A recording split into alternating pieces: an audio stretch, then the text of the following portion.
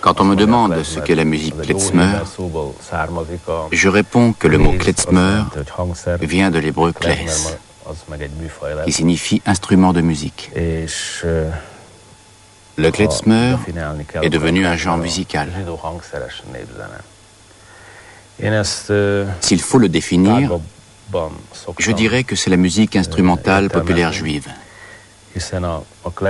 Mais moi, je le prends généralement dans un sens plus large, car le klezmer est un genre très complexe. Il reflète en quelque sorte les relations entre les différents peuples.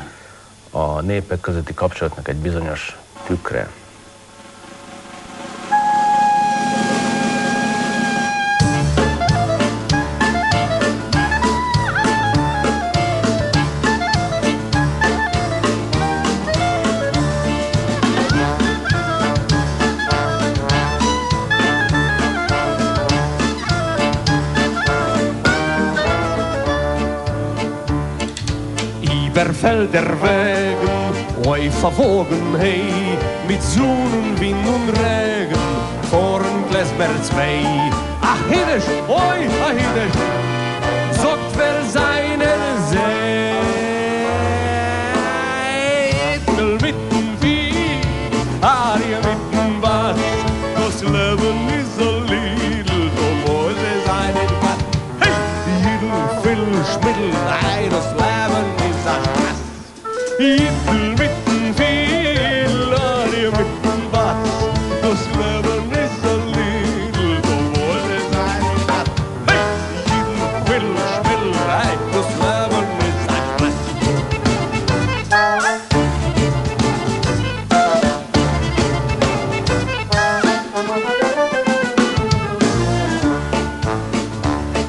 Als ik steht Eulerlonke und wecke treurig nie. Hey, das ist so scheu, treurig sein ist fair. Schuckelt das Merl, Tage, Tage, Fell mitten viel, Arie mitten was, das Leben ist so Lidl, du musst es einfach das. Hey, Jidl, Fiddl, Schmiddl, ei, das Leben ist ein Spaß. Jidl mitten viel, Arie mitten was, das Leben ist so Lidl, du musst es einfach das. Hey, Jidl, Fiddl, Schmiddl, ei, das Leben ist ein Spaß.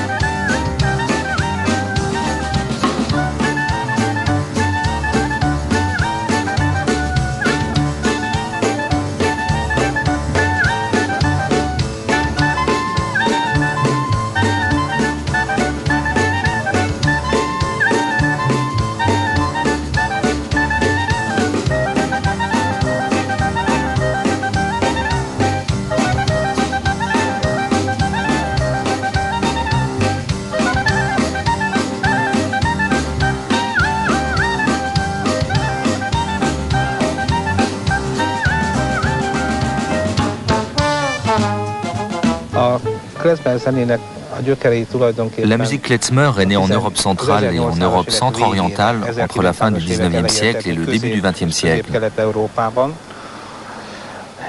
Au début, les musiciens portaient un petit cymbalum autour du cou, un cymbalum portable, ou bien un violon. Mais je connais aussi des enregistrements pour flûte et même pour trompette. Il est intéressant de noter qu'au début, la clarinette ne faisait pas partie des instruments du klezmer. Elle n'est apparue que vers les années 1900. À mon avis, c'est la clarinette qui imite le mieux la technique des chanteurs pendant les mariages. C'est par la technique d'insufflation qu'on peut produire ce timbre si curieux. Une flûte ou une trompette ne pourrait pas rendre ce son. C'est pourquoi la clarinette est devenue dans la musique klezmer un instrument si important.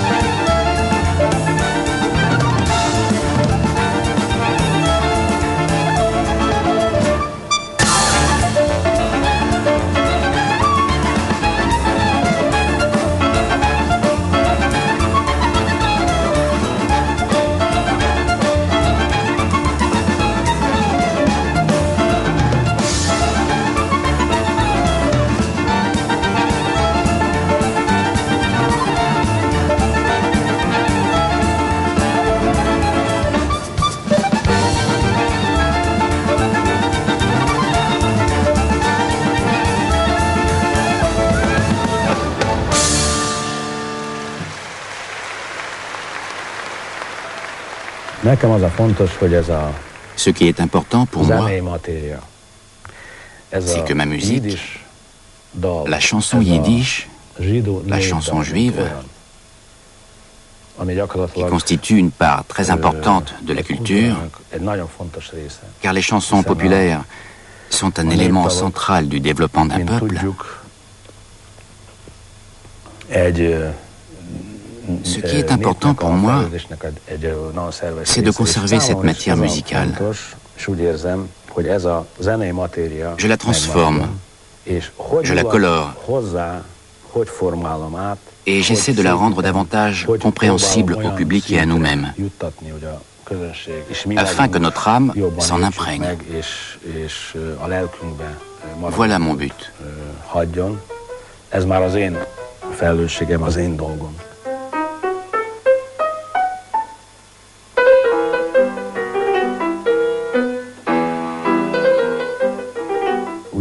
J'ai l'impression d'avoir trouvé la bonne voix, la bonne sonorité, ma sonorité, qui est en quelque sorte la signature du Budapest Klezmer Band.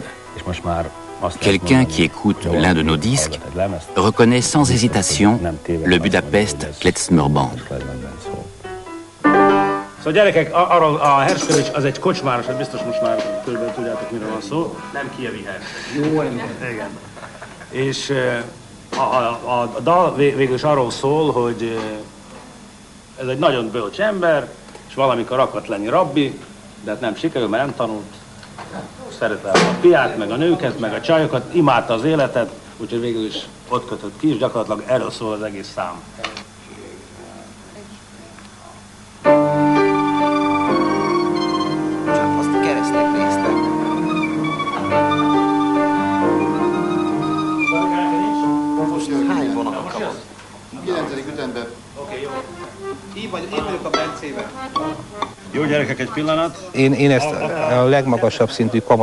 C'est pour moi de la musique de chambre de haut niveau, surtout sous cette forme.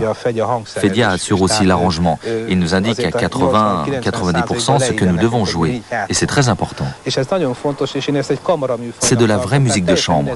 Peu importe qu'on soit soliste, qu'on joue de la basse ou de la cymbale. C'est quelque chose de très complexe. Oui, on peut vraiment parler de musique de chambre.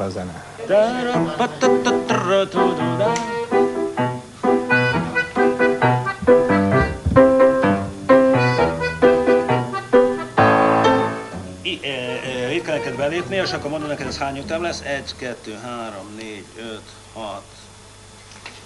1, 2, 3, 4, 5, 6, 7, 8. És az 1-es, 2-es közt hány ütem? Bence, egy ütem, ez egy ütem, ezek ütemek. Tehát ezek nem negyedek. Tehát 1, 2, Világos, felfogtam, de akkor se jött ki. Nem értem. Még egyszer. Tatriratam, azaz. Tatriratam. Nem utalás. Gyerekek, kettes, egy, tom, tam, tam. Tatrira. Tatrira. Nagyon korán van. Az az igazság, a Bence... Technikailag haladja meg az a... Én ezt nem tudom eljátszani, fejem írd el. Én ezt nem tudom eljátszani. Na, játszom neked.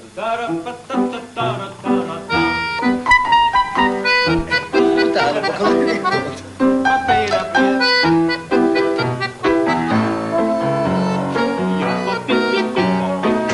Gabikám, rendben van? Gabikám, most jó volt a belépés. Honnan megyünk? Kettes. Igen. Egy, tim, tam, ta.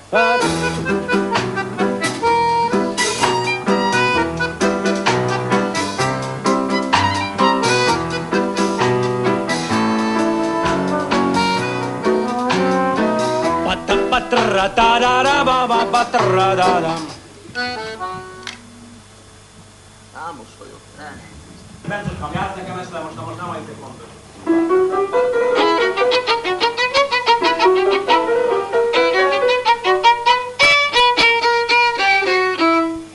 Megy ez.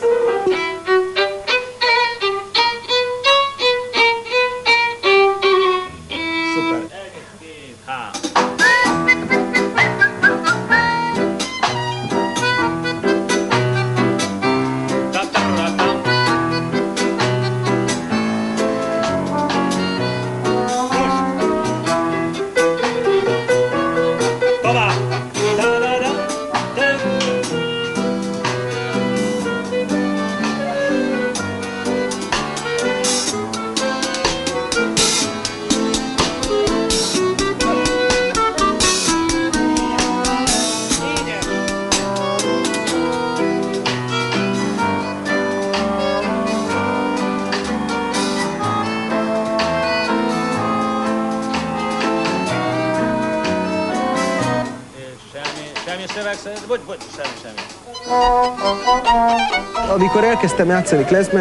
Quand j'ai commencé à jouer de la musique klezmer, tout de suite, non, pas tout de suite, mais assez vite, j'ai réalisé que je connaissais bien les morceaux, que je pouvais les jouer en concert, mais que ce n'était pas encore du klezmer. Quand le groupe a commencé à se produire, ce genre musical était à son apogée. C'est parti dans tous les sens, vers le jazz et je ne sais quoi encore, tandis que le klezmer authentique a évolué dans une autre direction. Je cherche à klezmeriser mon jeu de violon. On me demande toujours, tu n'es pas juive, pourquoi joues-tu de cette musique? J'en joue parce que je l'aime.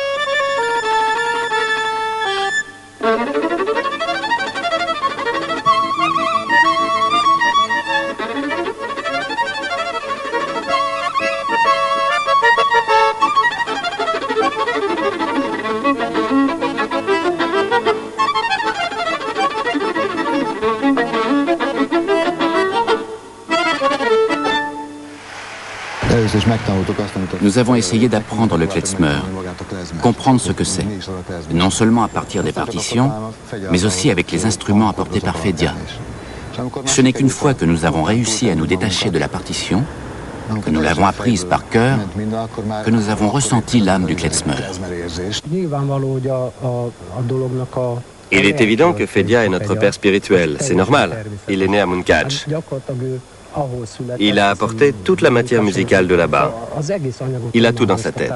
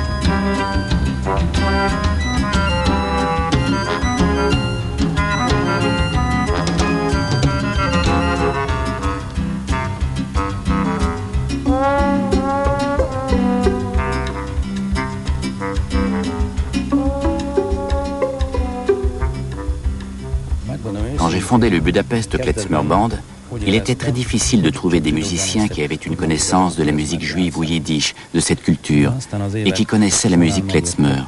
Au début, j'avais des préjugés. Je pensais que seuls les musiciens juifs savaient jouer de la vraie musique klezmer.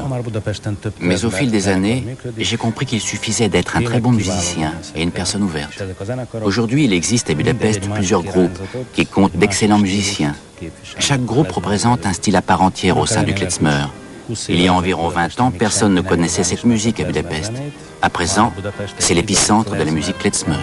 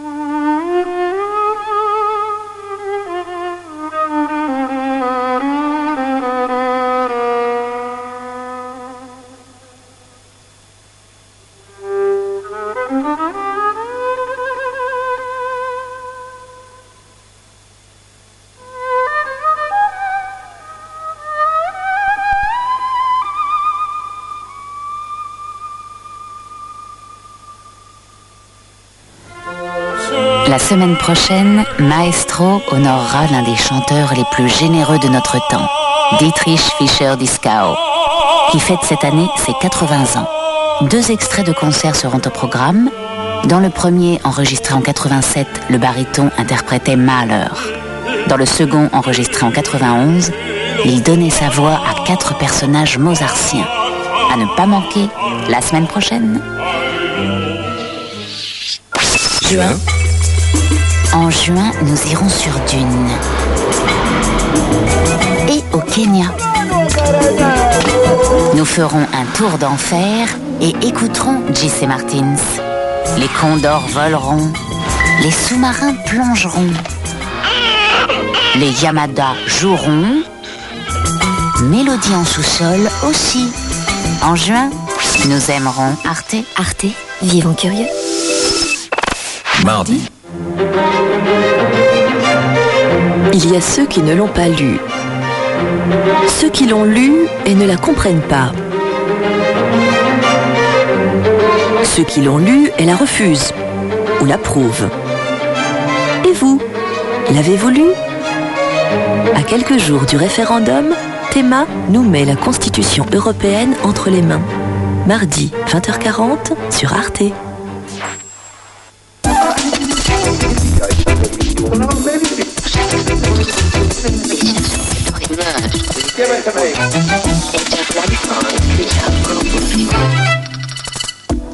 La Rhénanie du Nord-Westphalie bascule à droite. Au pouvoir depuis 39 ans, le parti de Gerhard Schröder est mis en déroute. Son secrétaire général, Franz Müntefering, annonce des législatives anticipées. Manifestation à Moscou, plus de 2000 personnes protestent contre la censure de la presse imposée par Vladimir Poutine. Et à Cannes, la Palme d'Or est tombée à l'issue de la 58e édition du festival. Pour la 2e fois, le jury l'a décerné aux Belges Jean-Pierre et Luc Dardenne.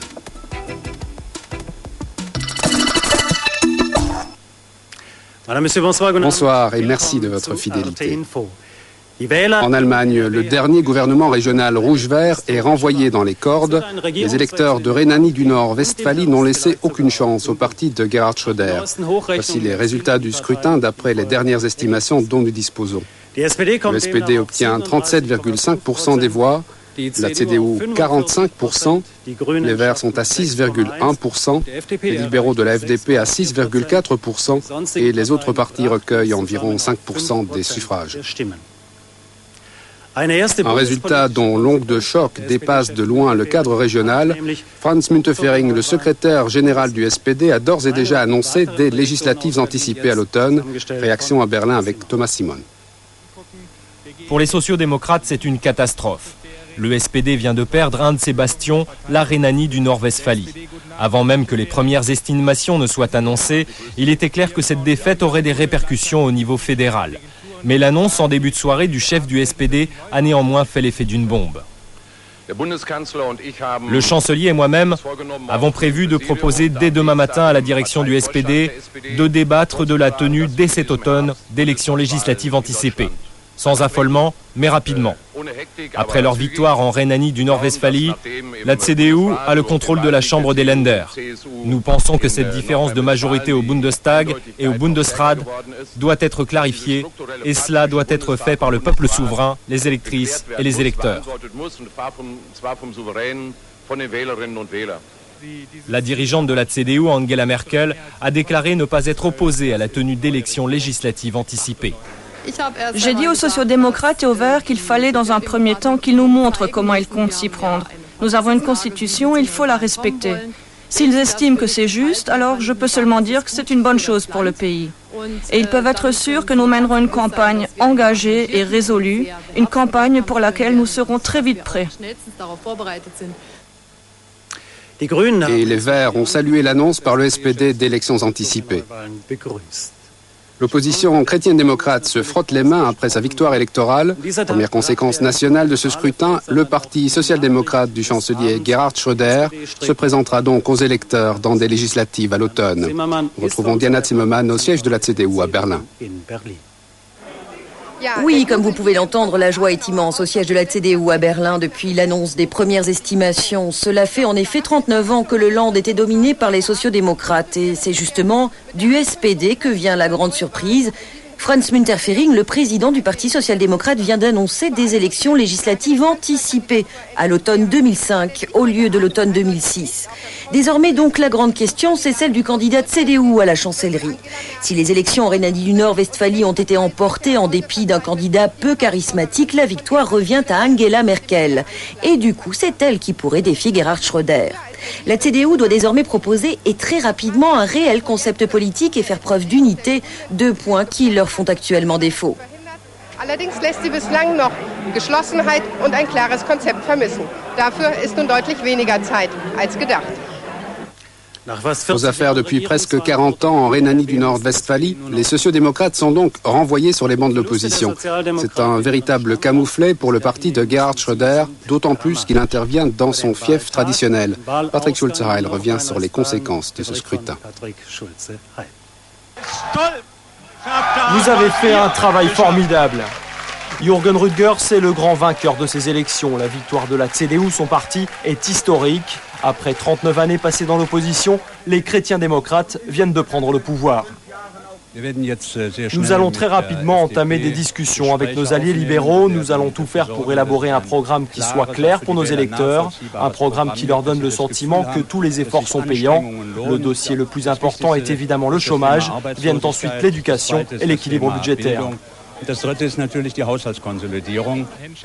Per Steinbrück, jusqu'ici l'homme fort du Land, est abattu. Avec à peine plus de 37% des suffrages, son parti réalise son plus mauvais score depuis 50 ans. Il faut admettre que nous n'avons pas atteint le score que nous nous étions fixé. Je dois cependant remercier les gens de Rhénanie du Nord-Westphalie qui m'ont accordé leur confiance. Par le passé, cela m'a été d'une grande aide, mais aujourd'hui, il faut accepter le résultat de cette élection démocratique. Sur les 181 sièges au Parlement régional, 71 devraient revenir aux sociodémocrates, 12 aux Verts, 12 aux libéraux et 86 aux chrétiens démocrates. Jusqu'au bout, Per Steinbrück avait misé sur sa popularité dans la région, mais aujourd'hui la colère des électeurs contre les réformes du gouvernement de Gerhard Schröder au niveau national s'est retournée contre lui.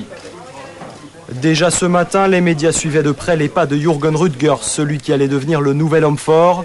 Les dossiers du Land sont nombreux à l'attendre, celui du million de chômeurs et un déficit budgétaire de plus de 100 milliards d'euros. Voilà donc pour la politique intérieure allemande. En France, c'est à une autre échéance majeure que se prépare le pays, le référendum sur la Constitution européenne de dimanche prochain.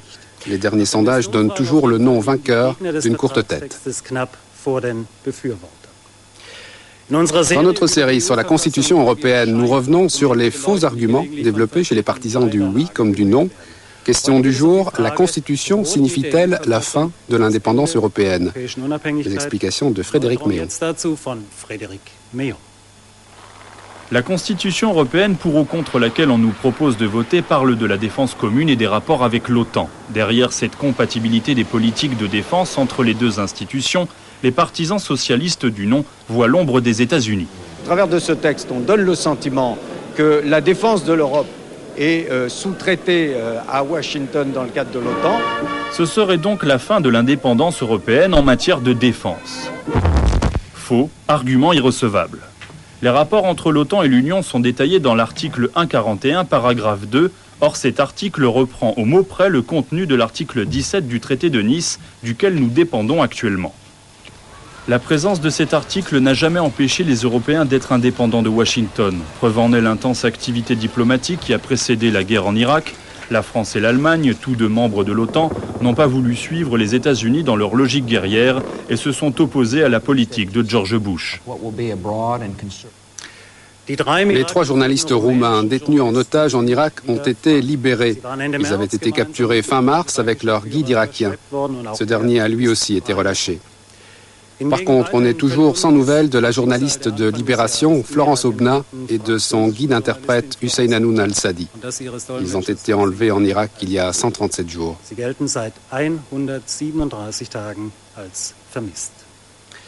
Et tout de suite, les autres faits marquants du jour, en bref. La polémique sur la profanation du Coran continue d'exaspérer les musulmans. Près de 7000 Indonésiens ont manifesté contre les États-Unis à Jakarta. Le magazine Newsweek avait affirmé avant de se rétracter que le Coran avait été jeté aux toilettes sur la base américaine de Guantanamo. De son côté, le Los Angeles Times confirme l'existence de telles pratiques au cours de diverses opérations américaines. En Mongolie, l'élection présidentielle pourrait résoudre la crise du pouvoir. Depuis un an, le pays est politiquement instable. Le Parlement est conduit par le candidat socialiste et favori de ces présidentielles, Nambar Engbayar. Le gouvernement, lui, est aux mains des libéraux. Les résultats de ces 4e présidentielles depuis la chute du communisme en 92 ne seront pas connus avant demain. Près de 200 dissidents cubains réunis officiellement en Assemblée nationale, c'est une première sous le régime de Fidel Castro. La résolution finale exige la libération de tous les prisonniers politiques, le retour à la démocratie et l'abolition de la peine de mort. Le régime castriste n'a en revanche pas autorisé la venue de parlementaires et de journalistes européens. À Moscou, quelques 2000 personnes sont descendues dans la rue pour protester contre la censure officielle et les restrictions à la liberté de la presse. Il ne fait en effet pas bon être journaliste en Russie sous le règne de Vladimir Poutine. Une grande partie des médias est bâillonnée, des pressions sont exercées quotidiennement sur les rares organes de presse encore indépendants et plusieurs journalistes qui enquêtaient sur les affaires du pouvoir ont payé de leur vie leur curiosité. Les explications de Claire Stéphane. Ils étaient environ 2000 à manifester à Ostankino, le centre nerveux de la télévision russe en banlieue de Moscou. Libéraux, néo-bolcheviques, défenseurs des droits de l'homme, stars du petit écran, journalistes et anonymes, tous n'ont qu'un seul slogan: oui à la liberté. En tête de cortège, le leader du parti libéral Yabloko, Grigory Yavlinsky. À sa droite, Vladimir Kara-Murza, ex-présentateur vedette de NTV, ex-grande chaîne politique russe, reprise en main par le Kremlin il y a 3 ans et transformée depuis en canal sportif. Il n'aura fallu qu'un mandat à Vladimir Poutine pour bâillonner la télévision russe. Seule une petite chaîne privée diffusée exclusivement dans la capitale peut prétendre à une maigre indépendance. Les autres sont dirigées par des proches du pouvoir. Quant aux plus dissidentes, elles ont déjà cessé d'exister. Comme en politique, le gouvernement russe ne tolère aucune opposition. Oui pour notre liberté, oui pour nos droits, oui à notre constitution, non aux mensonges, oui à la liberté de débat politique libre. La radio et la presse écrite sont à peine plus épargnées. Le bi-hebdomadaire Novaya Gazeta, seul journal indépendant en Russie, fait ainsi l'objet de pressions quotidiennes. Ces journalistes sont les seuls qui osent encore dénoncer la verticalité du pouvoir version Poutine ou la guerre en Tchétchénie. La liberté de la presse en Russie, un bilan inquiétant selon Reporters sans frontières. En 2 ans, plus de 20 journalistes ont été interpellés, une trentaine agressés et 5 tués. Le rideau est tombé sur la 58e édition du Festival de Cannes. Et pour la 2e fois, le jury a couronné un film des frères belges Jean-Pierre et Luc Dardenne. Après Rosetta en 1999, c'est L'Enfant qui remporte la Palme d'Or cette année. Parmi les autres réalisations récompensées sur la croisette figurent plusieurs coproductions Arte. D'autres grands noms du cinéma sont repartis de Cannes les mains vides, notamment Wim Wenders, David Cronenberg ou Lars von Trier, qui faisaient pourtant figure de favoris. Quel bilan peut-on tirer de ce festival? Les avis sont assez partagés, comme l'a souligné la conférence de presse de clôture cet après-midi. Lionel Julien et Olivier Bombarda.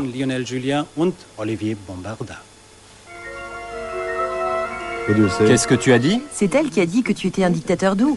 C'est un bon titre ça, un dictateur doux. L'enfant, les frères Dardenne. Finalement, un dictateur comme Kusturica, on aimerait en voir plus souvent. Cette palme d'or à l'enfant des frères Dardenne est amplement méritée. Le film est tout simplement magnifique, juste et remarquablement interprété autour d'une thématique, la paternité et l'incapacité d'un père d'assumer la naissance de son fils. J'ai envie de dormir avec toi. Merci au jury d'avoir aimé notre film. Merci beaucoup. Thank you. Et pourtant, cette palme d'or n'était pas acquise d'avance. Les uns, emmenés par Emir Kusturica, donnaient l'or sans complexe au film de Jarmusch, Broken Flowers. Les autres, emmenés par Agnès Varda, n'en démordaient pas. Il fallait palmer Michael Haneke pour cacher.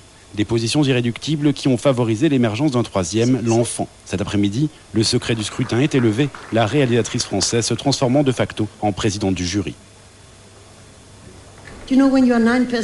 Vous savez, quand vous êtes 9 personnes et quand 2 ou 3 personnes aiment un film et que les 6 autres ne pensent pas la même chose, il faut bien essayer d'arriver à un compromis. En fait, on était tous d'accord sur 3 films. Mais c'est vrai que moi, par exemple, j'ai vraiment aimé plus que les autres Caché et L'Enfant. Ensuite arrive sur le tapis Broken Flowers. Oui, je suis d'accord, on a tous aimé ce film, mais pas autant qu'Émir, c'est vrai. Ça aurait pu être un bon choix, mais oui, c'est vrai, c'est comme ça. L'Enfant Palme d'Or restait alors à récompenser les 2 autres films palmables. Jim Jarmusch et son Broken Flowers obtenaient le Grand Prix, tandis que Michael Haneke était honoré d'un prix de la mise en scène pour Caché. L'autre bonne idée de ce palmarès va au film de Tommy Lee Jones, Les 3 enterrements, un western moderne qui nous emmène de part et d'autre de la frontière entre le Texas et le Mexique. 2 prix, meilleur scénario et meilleur acteur pour Tommy Lee Jones. Quant à la meilleure actrice, c'est Anna Laszlo dans Free Zone d'Amos Gitaï, un prix surprenant, mais son interprétation est sans doute la seule chose que l'on pouvait sauver de ce film.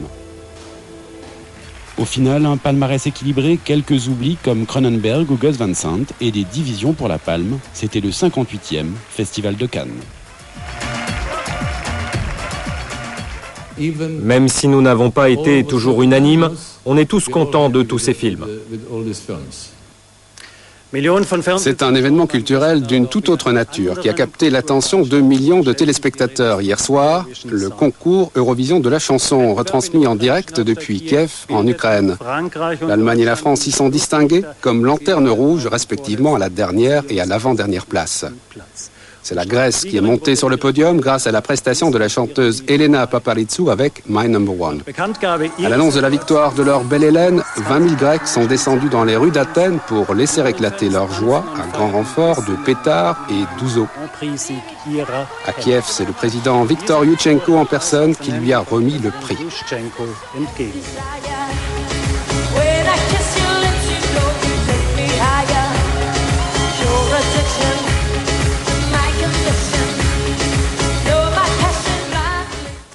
Ainsi se termine cette édition. Demain, vous retrouverez à cette place ma collègue Nathalie Georges pour un Arte Info spécial consacré au référendum sur la Constitution européenne et où il sera aussi question des élections législatives anticipées en Allemagne, annoncées ce soir. Il me reste à vous souhaiter une excellente fin de soirée sur Arte. À bientôt.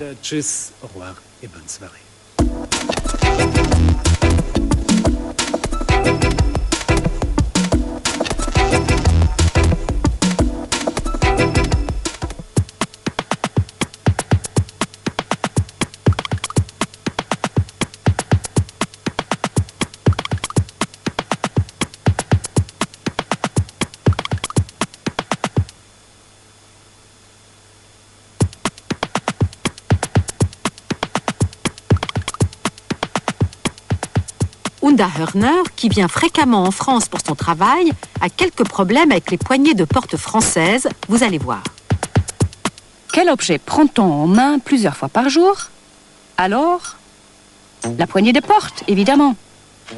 En Allemagne, ces poignées sont le plus souvent rectangulaires, parfois recourbées, mais toujours fonctionnelles.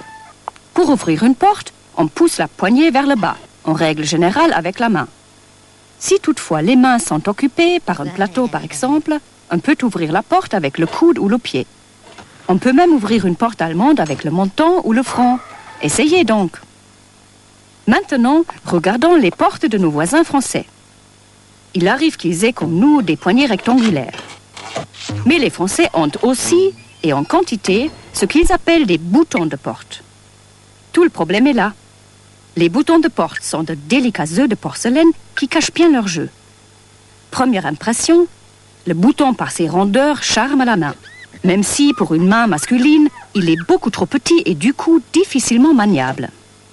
Il faut avoir au minimum une main libre pour ouvrir une porte munie d'un bouton. Et faire tourner ce bouton nécessite au moins 3 doigts. Et encore, ça ne marche pas toujours. La plupart des boutons